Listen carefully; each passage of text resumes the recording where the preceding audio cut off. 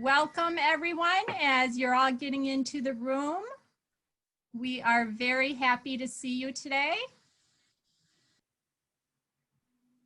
All right.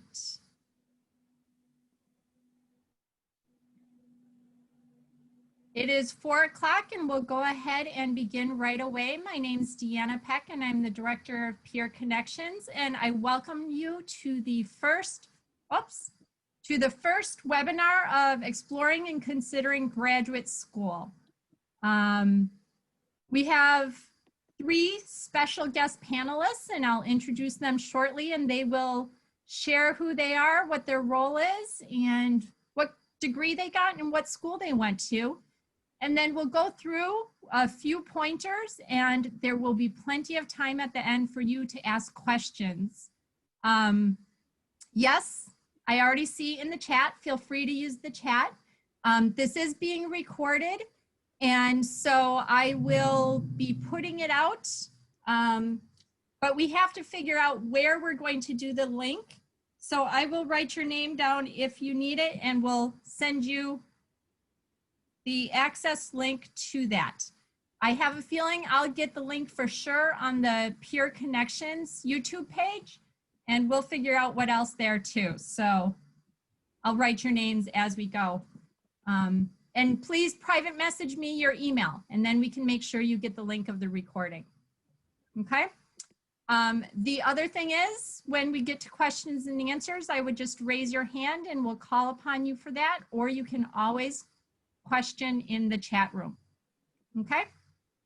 So with that, I am going to start and introduce our first panelist. Again, panelists, when you come on, please present your name, your current role, what degree you got, and then what school you went to.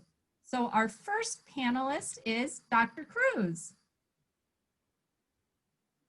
Hello, everybody. Good afternoon. It's nice to see so many people. We're happy that you're here with us. Of course, my name is Ileana Cruz. I am the Director and PI for McNair and SSS Trio programs here at San Jose State. And I received my PhD in social cultural anthropology with an emphasis on Mexican and Indigenous studies. And I went to graduate school and did all that work at the University of Texas, Austin, where I got my master's and PhD. Thank you. Thank you. The next person we have is Dr. Delarco. Hi, everybody. Thanks so much for spending a little time with us this afternoon. Grad school was an absolutely life-changing event for me, and so I'm really happy to talk about it with you today. My name is Mark Delarco. My current role is I'm the Dean of the College of Graduate Studies here at San Jose State University. And I am a PhD in chemistry. I want to tell you a little bit more than just my grad school. I went to undergrad at a place called Bridgewater State College, which is one of the Massachusetts state colleges, very similar to San Jose State, except a little bit smaller. Then I went to graduate school at the University of Illinois, which is in Urbana-Champaign, down in the cornfields of Illinois. And then I went to postdoctoral work at Harvard University for a couple of years. And then I spent part of my career as a professor at Tufts University, which is a private university outside of Boston. And then I came to San Jose State in 2007. Great, thank you. And our final panelist is Dr. Waldron. Hi, everybody. Thanks for joining us today. So I'm Michelle Waldron. I am currently the program manager for admissions and recruitment in the Lucas Graduate School of Business at San Jose State University. I will share with you my master's degree and PhD because they're in 2 completely different areas. I have a master's in education or higher education administration from Oregon State University. And I have a PhD in social sciences focusing on criminology and education from the University of Stirling in Scotland. And I think it's important to share, and we'll share later on, about the purpose of our degrees and why we went to graduate school. And I think as a non-traditional student, I hopefully will have a different perspective to share with you maybe than the other 2 panelists. So actually, Dr. Waldron, why don't you stay on right away with us and answer the first question that we have, which is, why did you go to graduate school? That's a great thing. So I'd actually worked in higher education for a lot of years already, and I realized that maybe to move up in my field, I really should go on and get a graduate degree. I was also working with graduate students, so I feel like it was really important to understand their experiences, especially since I work in admissions. And so that's why I pursued my master's degree. During the course of doing my master's, I focused on international teaching and learning. So I traveled abroad and did some internships during my time finishing my master's. And when I finished, I knew already instantly I wanted to do a PhD. I had a great mentor throughout my program that basically said, so what are you doing your PhD in? Kind of assumed it was going to be higher education. My bachelor's degree is actually in criminology, but I've always had a passion about it. So I literally wrote my research proposal for my PhD at a bunch of schools, got accepted to University of Edinburgh into their education program, and then realized after 3 months being there, this is so not what I want to do, and realized my real passion at that time, which was working with people in prison. So that's where I ended up doing my PhD, and honestly, it was the most amazing experience, and of course, all the feelings that go along with doing a PhD are there, but I think I'm happy that I went to do a PhD because I really do feel like I found my passion by going on and getting further education to learn more about something that I was really interested in. Thank you. Dr. Delarco, would you like to share with us, why did you go to graduate school? Sure. So I was really interested as an undergrad in biology and in chemistry. And I decided that I wanted to go on and work in health somehow. I wanted to help people with their health. And I actually considered going to medical school, but then I had second thoughts. I didn't know if I was really cut out for that kind of lifestyle. For one thing, I felt like if I had a bad day as say a surgeon or something like that, that could be really rough for my patients. And I thought maybe an academic career might be a little bit less stressful to me that way. Also, I realized, if I worked in developing new medicines, that I could actually help a lot more people than I could help if I were just simply a physician working with individual patients. And so I went to graduate school in chemistry to learn how to make new medicines. And I then started an academic career doing research in medicinal chemistry, working on trying to solve problems in diabetes and in cancer. So graduate school was absolutely essential in order to get me to have the qualifications to do cutting edge research in those fields, and also to get a job as a faculty member at a university.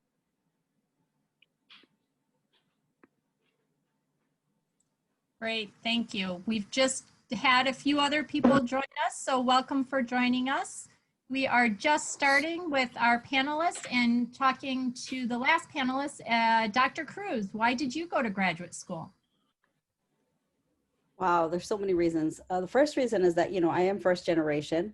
My parents were both working class. Of my dad received his, third grade education, and he was a gardener, and my mom was a cook, and I decided to go to college, right? I'm the first one to go to college. And then once I was there at the University of California, Berkeley, I joined the McNair program, and I had no idea what I was doing once I joined. I was like, what am I doing? Is this for me? But once I got into the McNair program and realized that, wow, I could actually do what I love as a career. Like, I had no idea that you could do what you love as a career, right?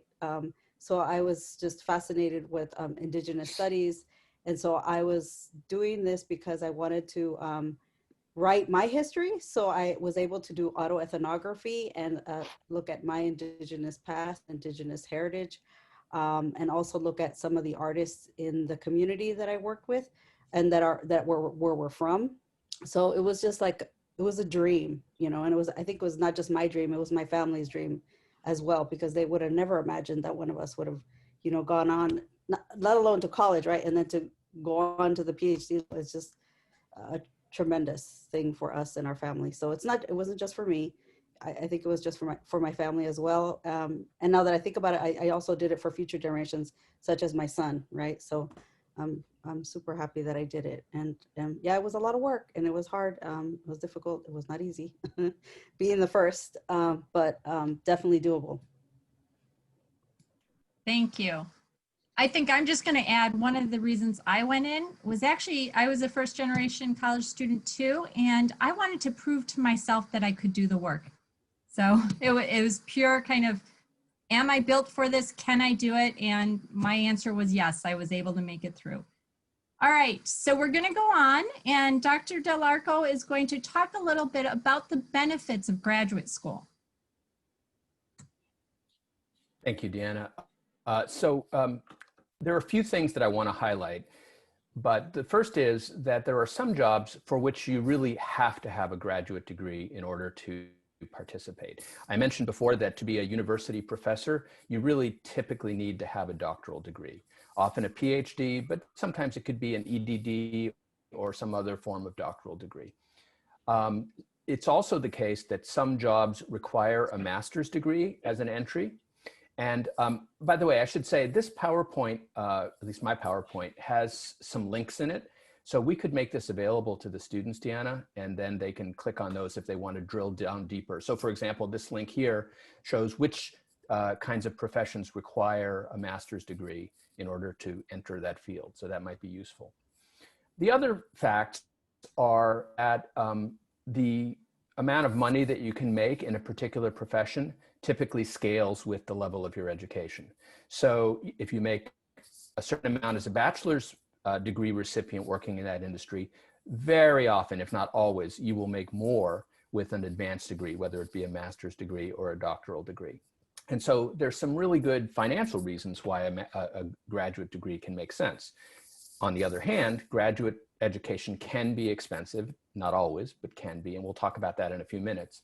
But in general, it pays off quite well in terms of long-term financial benefit. And then the third thing is that you can be a lot more free in your workplace with a graduate degree typically than you can be with an undergraduate degree. So for example, and I'll talk more about this later when we talk a little bit about doctoral degrees, but in chemistry, my field, if you go to work for a company, let's say Genentech, and you go and work as a bachelor's person, you will be working in a laboratory, but you will be directly reporting to someone who will be telling you what to do pretty much every day. If you go in with a master's degree, you're going to have a great deal more freedom. You're going to have projects, you're still going to have a boss, and you're still going to have to report out, but you're going to have a lot more day-to-day freedom in terms of what you do. And if you go in with a PhD, typically you will be one of those bosses who will be working with a team of people who have master's degrees or bachelor's degrees to achieve some outcome. And so there's a great deal more independence that you have the higher your educational level. So, that has pros and it has cons. So, I don't want to make it all rosy, but definitely if you want to be more sort of a self-motivated worker, sometimes an advanced degree provides you that opportunity better.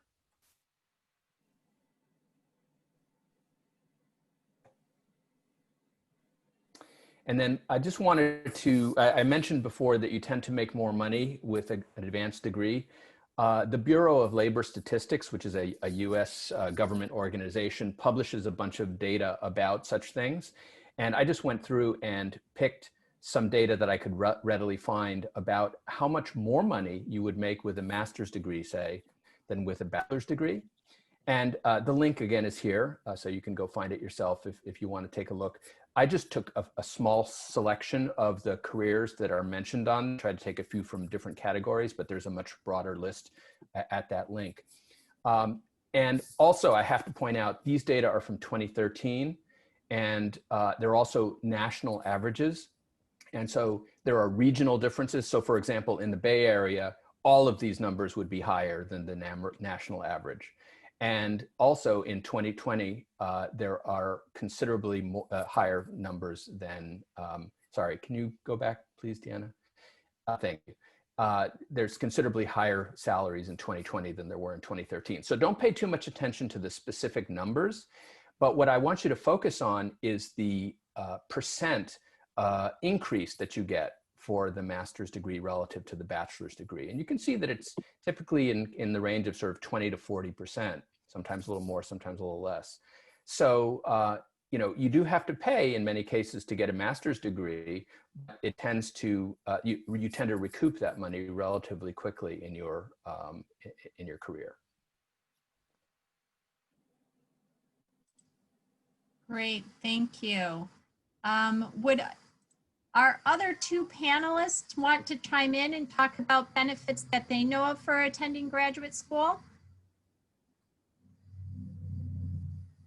Unless he covered it all, and then we'll just move on.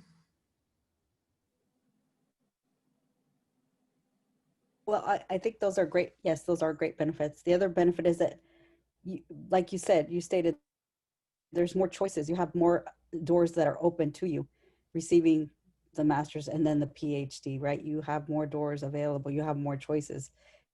Is one of the things that I found. I was like, wow, how many more choices that I have, even getting my master's after the undergraduate degree, right? The BA. So definitely a lot more choice for you to go into whatever industry you're going to be into.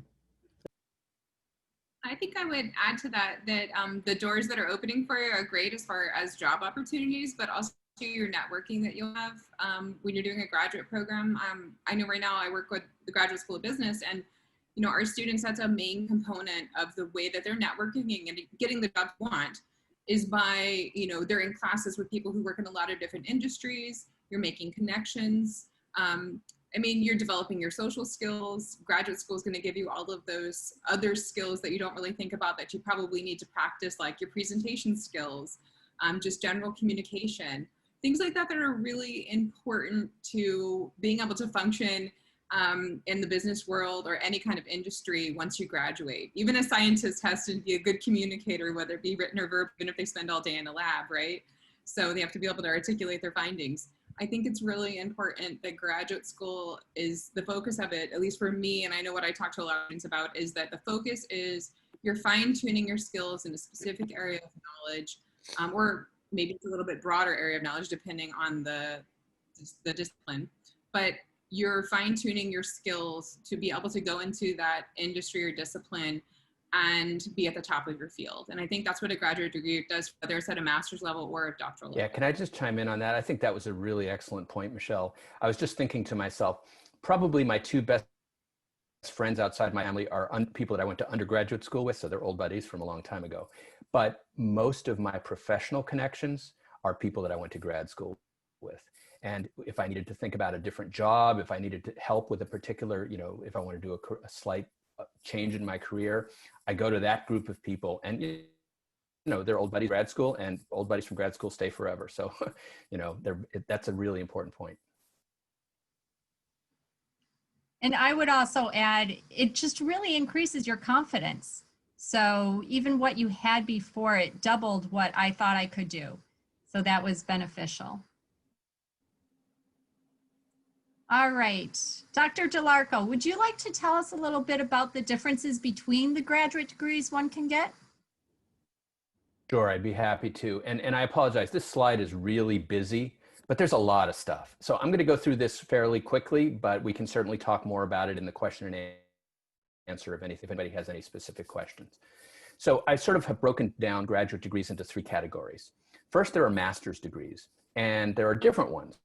There's a Master of Arts, Master of Science, Masters of Business Administration, Master of Fine Arts, Master of Music, Master of Arts in Teaching. That's what that alphabet soup stands for there.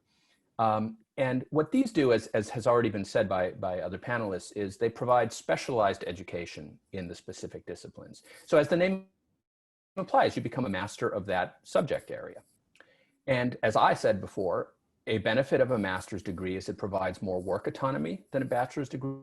You get a little bit more freedom to do the kinds of things that you might want to do. Typically, a master's degree is designed to take 2 years to complete, but that requires a full-time commitment. Some people will have to work while they're going to grad school, in which case it might take longer than that. But they're designed for approximately 2 years, typically. And typically, people will pay tuition to get a master's degree. But there's often financial aid available that can help a lot. And the financial aid can be of a variety of types. It can be of the same type that you get for undergraduate studies, such as student loans or scholarships or things like that. But there's also the possibility that you can get work on campus as part of your master's program. So you might be able to serve as a teaching assistant, for example, or a teaching associate. And sometimes, like at San Jose State, if you are a teaching associate for more than a certain number of units, you actually get a tuition reduction. You don't have to pay tuition for the time that you're a teaching associate. So there are real benefits that can make the graduate degree much more affordable if you follow that. So there are lots of financial opportunities to be explored. And typically when people graduate with a master's degree, they go on to careers in industry, in companies, or they might be in teaching K through 12 education commonly. As I mentioned, if you want to teach at the university level, there are some times when a master's degree is sufficient. Like for example, an MFA is typically a terminal degree in some fields, and so many university professors in those fields will have an MFA and not a further doctorate. But for most universities, certainly four-year universities and most disciplines, you need a doctoral degree to be a university professor. Okay, then there are two sort of broad categories of doctorates. There's the category of professional doctorates and the category of research doctorates.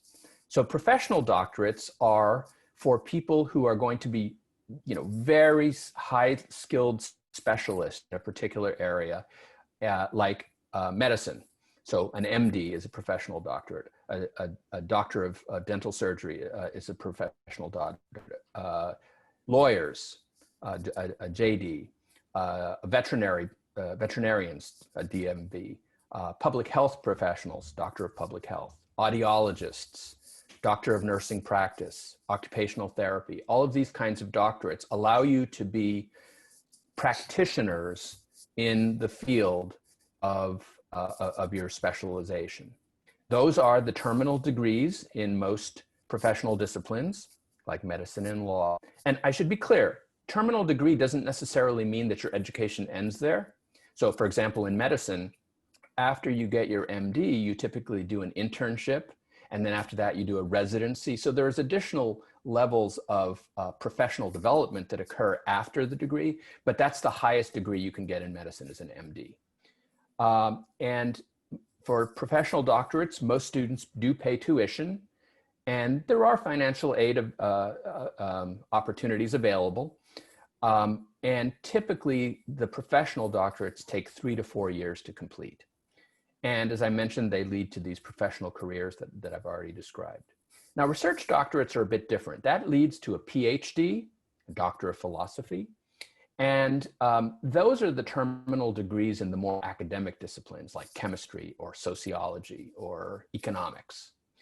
And in some fields, students pay tuition for PhD degrees, but in other fields, they do not. So for example, in the sciences, if you go for a PhD in the sciences, you should not pay tuition.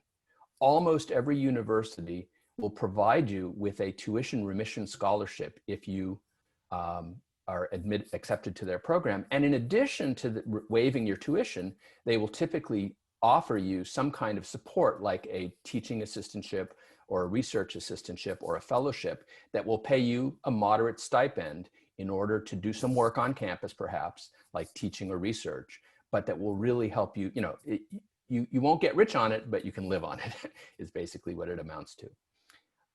Now, doctorates, PhDs typically take more than 4 years. I think last time I checked, the national average was about 5.3 years for a PhD. So that's something to consider. And they tend to lead to careers in industry, as I described before, or as I said, at university education, such as to be a professor.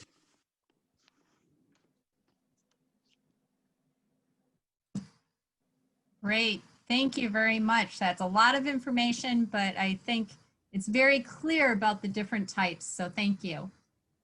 Now we're going to go into a few questions that I know I always had, and through talking to students, I know there's a few other questions.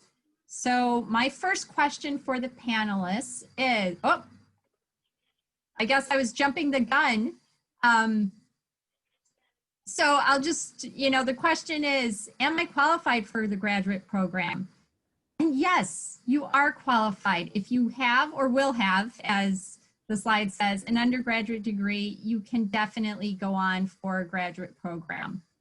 Dr. DeLarco, this was your slide. Would you like to say more about it before I go on to the questions? Yeah, I would actually. What I've written here, I think, is really kind of important, which is that what you need to succeed in grad school, more than anything else, is to have a strong interest in the subject area. You've got to love it because you're going to be living it. It's going to be your life for between 2 and 5+ years. And so you need to have something that you're really passionate about. But if you are passionate about it, and if you're willing to work hard, because don't make any mistake, graduate school can be very hard work. You absolutely can succeed in grad school. You do not need to be a 4.0 undergraduate student to go to graduate school. You need the ability and willingness to work hard, and the passion to do the subject area is much more important than the academic credentials. I've listed here what some of the committees that review graduate applications look like, just to get it out there, what's being reviewed. Grades are definitely being reviewed. And whether you need a very high GPA or a medium GPA is going to vary depending on the subject area and the school. So, if you want to go to, let's say, Johns Hopkins Medical School, you probably do need a 3.9 or something like that in many cases, 3.8 maybe. But if you are interested in going to a PhD at a very good school like the University of Michigan or something like that, you really don't need to have a very high GPA. You have to have done well, but you don't need to have a radioactively good, glowing GPA. There are often standardized exams like GREs for PhD programs, MCATs for medical programs, LSATs for law school, and so forth.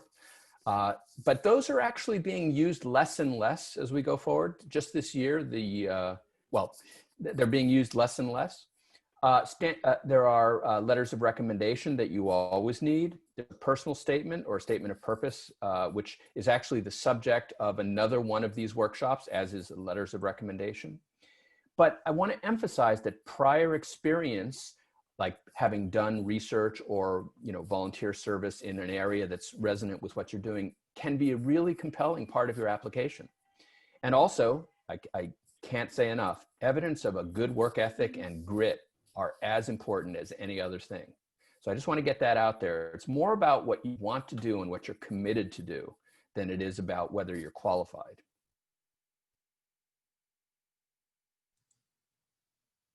Thank you. Would any of our other panelists like to jump in here on this slide? I think it's an important one to think about.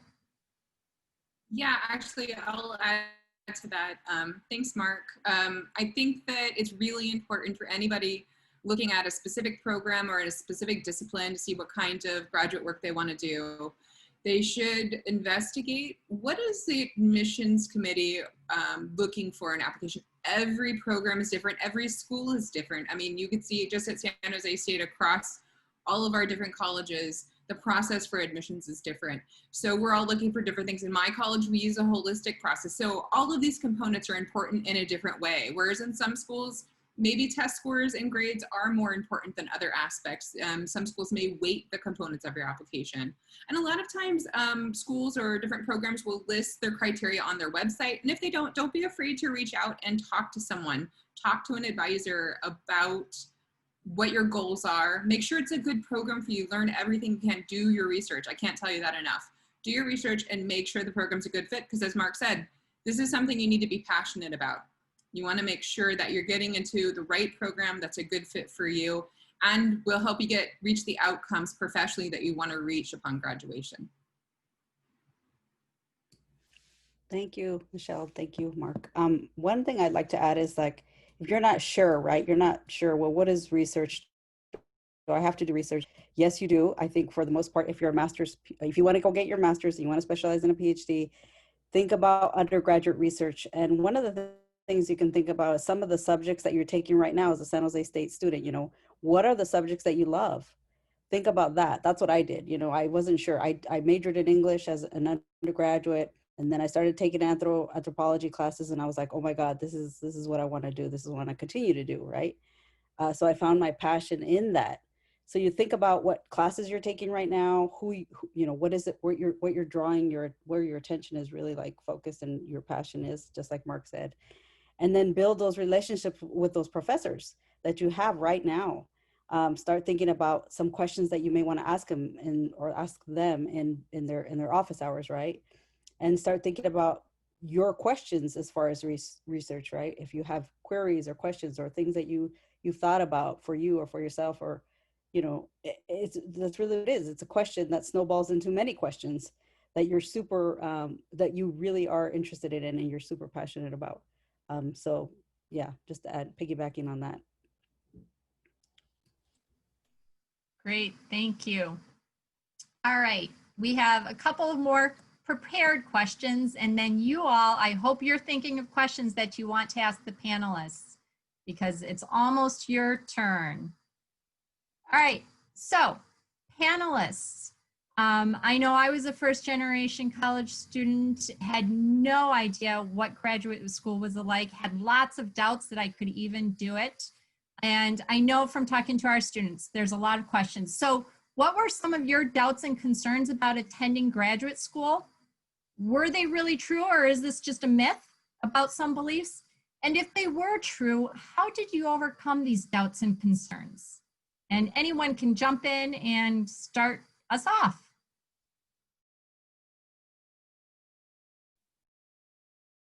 I'm happy to go. So what were my doubts and concerns about attending grad school? Well, I think I had two. One of them was, am I good enough? Do I have what it takes? And what was interesting about that was that I had not exactly the right question in my mind. What I thought that meant was, am I smart enough? But that's the wrong question. Yeah, I was smart enough. Everyone here is enough. What I should have been asking myself is, am I committed enough? And it turned out that although there were some rocky days, the overall answer was yes, I was committed enough. So yes, that was a doubt or concern I had that was true, but it was not exactly the right doubt or concern. The second thing, which was really interesting, was I went to the University of Illinois for my PhD because I had seen a person, his name was Nelson Leonard, give a lecture that just blew me away. I thought, this is the most brilliant stuff I've ever seen in my life. I want to go work with this man. And so my second concern was whether or not I would be able to actually work with him when I got there. And because they wouldn't commit to that, you know, when you apply, they won't commit to you can work with, they'll just admit you to the program. So when I got there, I went and talked to him right away, and he said, oh, let's wait and see a little while, you know. But then after a little while, he finally said, of course you can join. It's, you know, and I got into his lab, and it was absolutely an amazing experience. You know, he was brilliant. He was not just brilliant, but he was such a caring mentor that he helped me get through when I was feeling doubts, which came, you know, when I started doing chemistry research and everything I touched turned to, well, the opposite of gold. He helped me to realize that that's common, that happens to everybody, it'll get better, and it did. Nice. That was nice, Mark. Thank you. Some of the things that doubts that I had for sure was that, of course, you know, I'm not going to be good enough. Am I going to fit in? How can I fit into these discussions, especially when your first day, you have 10 people in the room. This is small. It's not like undergraduate. It's like, you know, you have 10 people in your cohort maybe, and you all have to come in and you all have to discuss this one book or whatever theory or whatever.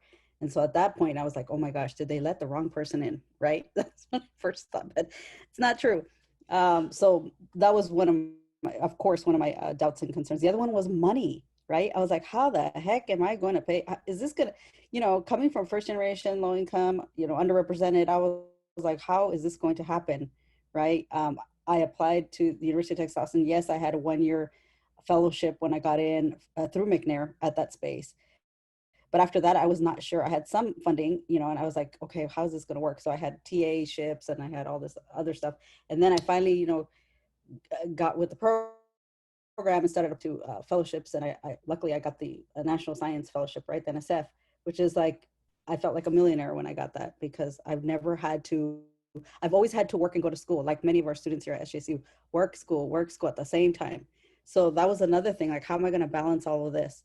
So when I got that, it was like, whoa, for the first time in my life, I could just focus on my studies without worrying about how am I going to pay for this, right?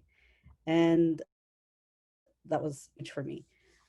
So how did I overcome some of these doubts? Of course, I found community, right? I made some great friends, like Mark said earlier. Some of the best friends that I've made are in graduate school, my colleagues. They supported me, they helped me. People that were ahead of me a year or two, I made friends with, helped me tremendously. My mentor, my chair, the person that you hopefully end up working with at the university, which is called your chair, your mentor. She helped me tremendously and supported me in everything that I was doing. So finding community was huge for me. So I think that's what helped me overcome some of these doubts and concerns, as well as, you know, applying for money and receiving it. So that's what I got to say. Thank you. I think I probably echo Mark and Maria both. Just a lot of my doubts or concerns actually were my own fault going to graduate school, because I decided I was going to do a good degree abroad. I wanted to live abroad.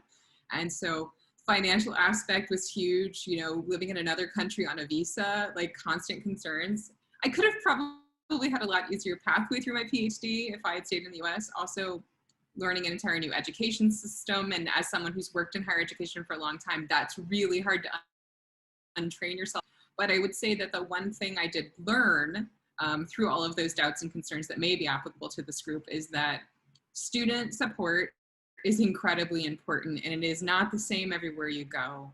So having people who you can depend on, who can mentor you, who you can talk to about your project or your research, to run ideas past, and to just have that experience of, you know, building relations, a collaborative environment is so important to doing a graduate degree, because that's how you learn, because this is a project you're doing that's yours, it's individual to you. And so it's so important that that is an aspect of the graduate degree you choose to do. So try to make those relationships going into your program, like Mark and Maria said, those program mentors, your faculty members who they obviously had a connection with going into their programs. Try to find that, try to find someone who you make that connection with, and your entire degree program will be so much easier.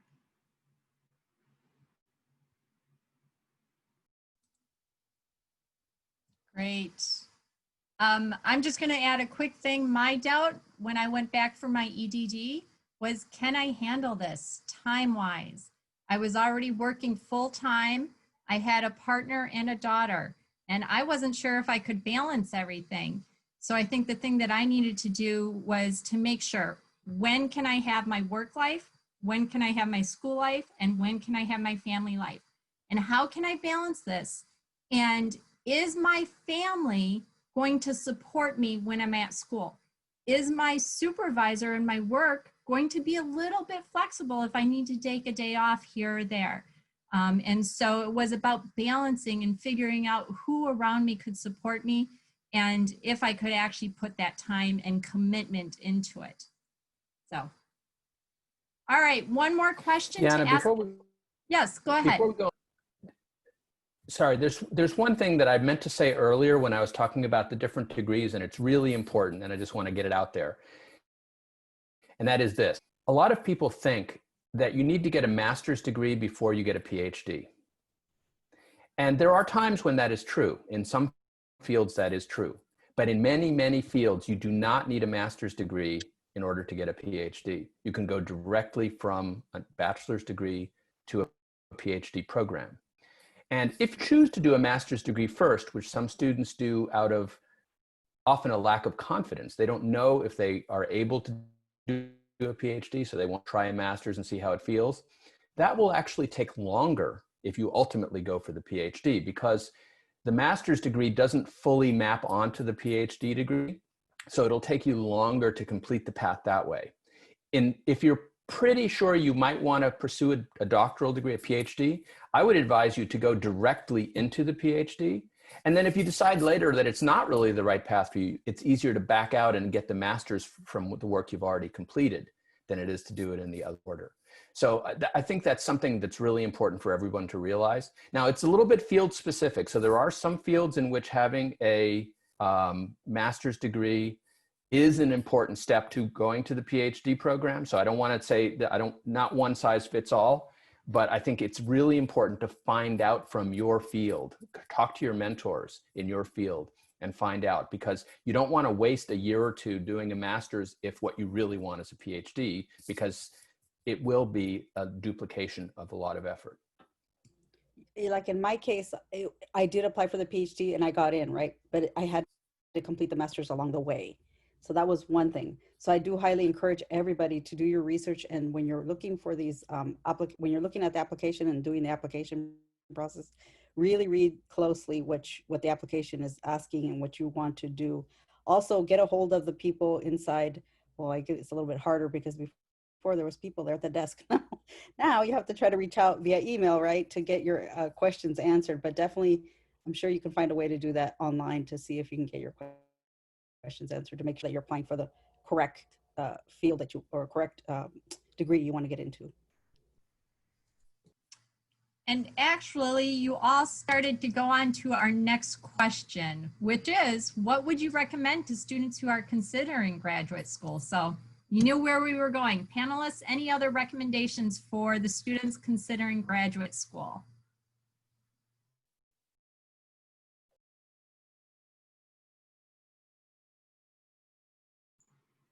I think I would echo what I said earlier, Deanna, about students doing the research. Just look around as much as you can, compare programs, compare costs, if that's something that's really important to you, and make sure that you can afford a program.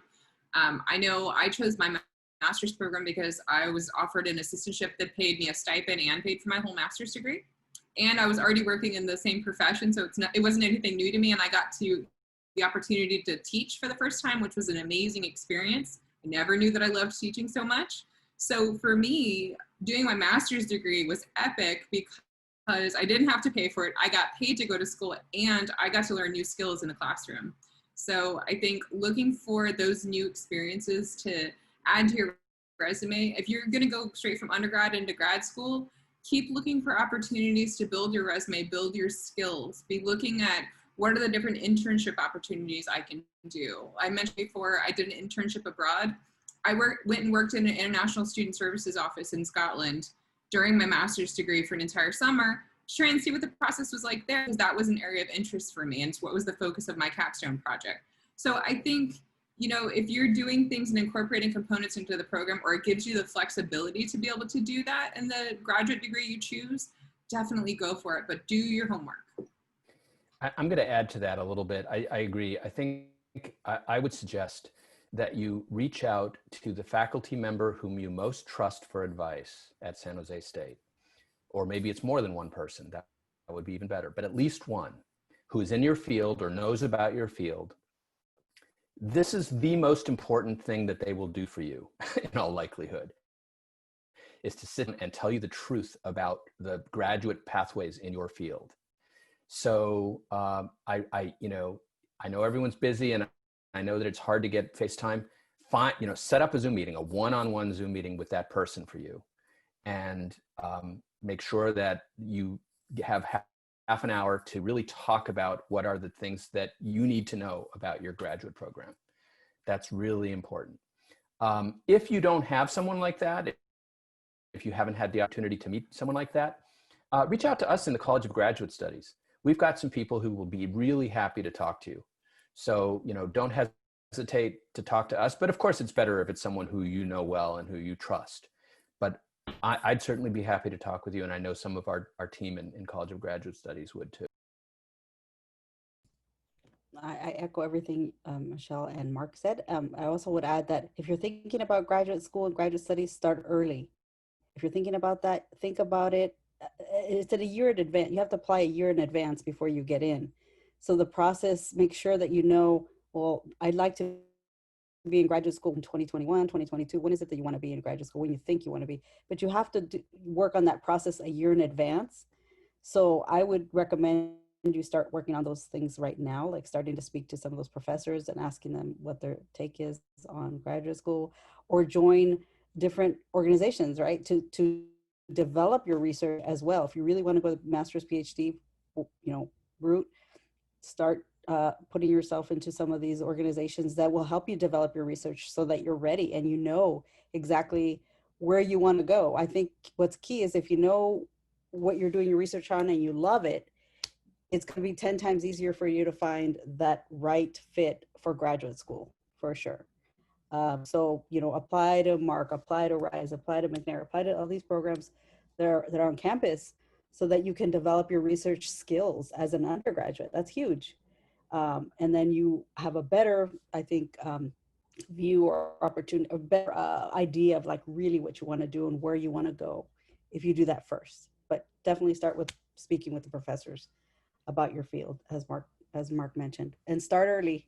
It's a year in advance that you apply. Yeah, let's just talk a little bit about the timing. So if you're graduating in May of 2021, now is the time to start thinking about graduate school that would start in fall of 2021.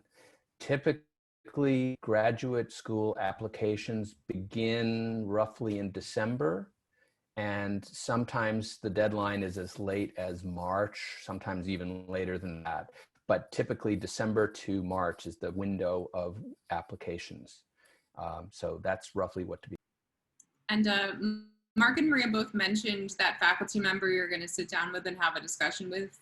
If those faculty members understand what your interests are, they may be the same person that's writing your letter of recommendation. So that's something to keep in mind, that sharing information with them is actually really important so that you do have a reference in the future. All right, thank you. We are actually on to the point where all of the participants get a chance to ask questions. So there's two ways you can ask questions. Go ahead and raise your hand. Go to the participant section at the bottom of your page where it says raise your hand, and raise your hand. I'll call on you and then you can ask your person or question live, or go ahead and put it in the chat function. We can also read the questions there. Sophia, it looks like you have a question. Yes, so I've actually been thinking about grad school actually for a year, because last fall I started thinking that, I don't know if this is a good major for me. So I think I was sort of at the beginning looking for an out, but the more I thought about it, the more I thought, okay, maybe I want to pursue this. So my question was, what are the main differences between the undergrad learning programs and the master's degree learning programs? Because I know that people, they think, oh, it's just gonna be like it's gonna be like undergrad, it's gonna be classes, it's gonna be homework, it's gonna be deadlines. What can you tell me about the learning process? Can you tell us what field you're in, Sophia? I'm currently a business administration HR major, but I want to go into library science. So I don't know if Michelle, do you want to, since Michelle, you're a business person, do you want to touch on that? I can speak to that. And I'm a social science person, so I can speak a little bit to library science too. I would say, like, our students at SJSU, I think we have a pretty good undergrad program. What you would find in a graduate program is going to be, like we talked about before, sort of more focused learning. However, it's going to be different expectations in the classroom. So you might be working on similar types of assignments, but maybe you're doing more presentations or you're doing teamwork. So the type of learning is different and the expectations of the assignment are at a higher level. So your knowledge level should be increasing. You should be, doing more research-based work where you're looking at, how do projects come together when you write a paper. Maybe as an undergrad, you only had to use 3 resources and now you're using 15 or 20. So like the expectations, does that make sense? Yes. Is that what you're getting at? Like sort of like what is the types of learning that differentiate undergrad and graduate programs? Yeah. It's really more focused in the areas of your interest, but at the same time, It's the different types of work. It's the way you're learning. Would you, Mark or Mary, do you want to add to that? I would like to add to that. I think it is very subject specific, especially at master's level. So some master's programs continue to be primarily coursework focused, whereas other master's programs have a thesis component where you do coursework, of course, but then a lot of your time is spent in developing the research for that thesis. And so when you're looking at a program, focus on what the culminating experience is. Every graduate program is going to have a culminating experience. If it's a thesis, usually that means that you're going to have to engage in some fairly substantial independent research as part of your graduate education, in addition to your courses. If it is an exam as the culminating experience or a project, it may be less independent work and more course-based work, or in case of projects, often it's team-based work. So it really varies on the specific programs. But looking at what the culminating experience is kind of a good indicator of how you'll be spending. Thank you. Sarah, you have a question. Yes, my question is sort of similar, or like my situation is sort of similar to Sophia's, in that I'm currently pursuing a major and I'm hoping to change my career path possibly. And the master's degree that I am interested in pursuing has prerequisites that aren't met by my undergraduate program. So I was wondering, what are some ways I can prepare or apply for that graduate program? What are you studying now, Sarah? I'm studying business administration with a concentration in accounting, and hoping to do data analytics, which requires more of a math and computing background. I think, but I would welcome the other panelists to answer as well. I think that there's not much you can do to escape the prerequisite courses that you need for the graduate program. So I think if you are interested in retooling in data science or data analytics or something like that, you really need to have the undergraduate foundation. That doesn't mean you have to do a whole undergraduate degree, but it means you might have to take 1 or 2 or 3 courses that will prepare you for the key elements of graduate education in those fields. So the best thing to do in that case, I think, is to talk to the graduate advisor. I don't know if you're thinking about coming to ASU, but if you are, talk to the person who manages the graduate program here and tell them, you know, this is my background, but I want to retool for your program. What is the minimum set of courses that I would need, or the minimum set of requirements in order to get in? Because you don't want to get yourself in a position, in my opinion at least, where you jump in unprepared and then have to sort of learn undergraduate and graduate all at the same time. That can be a really overwhelming experience. But it may be that by taking 1 or 2 courses, maybe over the summer, or maybe, you know, if you take a gap year or something like that to gear up in those areas, you could make the transition without having to take a whole lot of courses. But I think you should talk to an expert in that particular grade. And Sarah, just to add to that, the courses that you need to take, if they're specific or will kind of give you an idea of what you might be doing in data analytics, then that would be really helpful for you to have those courses. That way you get a feel for what it would be like if you were to go through an entire graduate program. Make sure that's a good fit. I mean, I know accounting is a tough major. A lot of students go through their accounting undergrad, then they're like, no way, no how, I'm doing a master's in accounting, too much. So make sure you find out first before you go into it, is data analytics really what I see myself doing, or is it a combination of data analytics and something else that, you know, maybe there's an interdisciplinary program that you could look at that might be a better fit for you. Okay, thank you. Ileana, I think I messed your name up. Please pronounce your name correctly. Yeah, it's Ileana. But my question was sort of mentioning a gap year. I would like to maybe take a little step back and try to figure out what I want to do for my future. And I guess my question is, are there any like negative connotations for people that do take the gap year? And a second part would be, what would you recommend doing in that gap year? That's a complicated question. There's a lot, there's a lot of richness in that. And so we have to talk through a few different points. So the first thing I would say is that there's a trap with a gap year. And that is that typically when you take a gap year, you'll get a job. And the job you'll get with a bachelor's degree will pay reasonably well. And then to stop that job in order to go to grad school will be really hard. We all get accustomed to whatever income we're getting, and it's really hard to step backwards. So it's not uncommon for people to intend to go to grad school after that period and then end up changing their mind just because they can't stop getting the income. So that's just something to think about.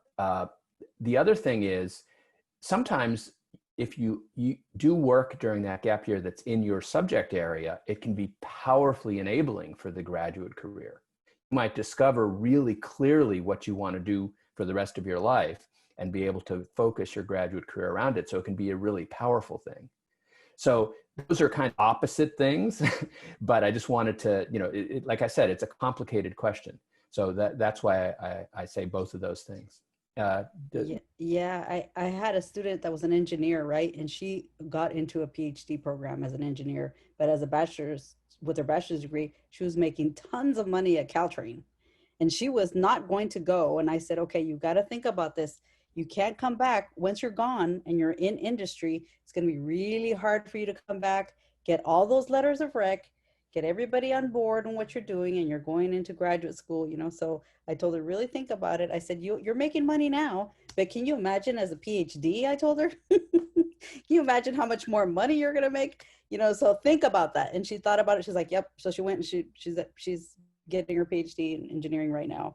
But it's just interesting. Yeah, it depends on the person. It depends on what your gap year is. Some students take a gap year, but they're not really taking a gap year. They go on and do summer research programs, which is awesome because you're still doing academic, you're still doing your research, you're still building on those skills, right? So if you're still building on those skills, I would say yes, go for it, but you're right. If you step away, like Mark said, you step away, you're going to get sucked in and it's going to be 10 times harder to come back. So you have to think about that for yourself. Like what you think, yourself better than anybody, right? So think about those things for sure. There's another I'm sorry for jumping in, but there's another consideration that I want to mention, and that is your sort of life trajectory. So each one of us has our own goals for what we want to do in our life, and some of that might involve, having a partner, having kids, doing all of that. And sometimes you can definitely go to grad school with kids, but it's definitely easier without kids. So if there might be ways that you want to think about staggering these various activities that you want in your life in a way that makes all of them, so that you can commit fully to them. So that's something that I thought about a lot. And so I ended up not having kids until after I was out of. And I'll just briefly add to what Maria Mark said, I know we're short on time. I just want to say, as the ultimate non-traditional student, I started my college career at 16 and finished my bachelor's degree at 32. I started a master's right away and then waited 2 years and then went into a PhD. So I think the important aspects that I learned throughout that are how much over time I learned what it is I should or could be doing in life. I think time away from school is always a good thing, but it's just a matter of, do you have the drive to get back? And I think that's the really hard thing to do. I kept persisting. I'd come back and take a few classes, leave, come back and take a few classes until I really felt like I wanted to get my degree. And I even got my undergrad in something that I just was fun in criminology. I was like, I really enjoy this. This is really cool. Let me do it. So when I knew when I wanted to go for my master's, I'd already worked in student affairs for over a decade. And I was like, yeah, this is totally it. I'm going to do this. And it feels like it comes easy. It's what my passion is right now. So when you're going into grad school, you need to have those life experiences. it was me, I'd take a gap year if I was a traditional student and travel the world. Not like anybody's traveling right now, but but I think it's important for you to have those life experiences while you can. They're going to help to develop your mindset later on. I know a lot of students just choose to come and do an MBA, for example. And I always ask them, well, why are you doing an MBA? And no one can really give me a good answer. Some people can say, oh, I want to learn more about marketing. I want to learn more about this or that. But there's not really a fine-tuned answer for someone who just came straight out of undergrad. They don't know enough about the business world yet, or even the jobs that exist, to be able to go on and say, I need to get, specific training in business administration. So that's just an example, but think about that. That's part of the research process too. Thank you. Sorry. Yes, thank you so much. Everybody has a different path. I took 4 years between undergrad, my master's, and then 15 years between my master's and the EDD. So everybody has a different path, and be careful of those traps. I absolutely agree. You can get sucked in, and it's really hard to go back to school after working.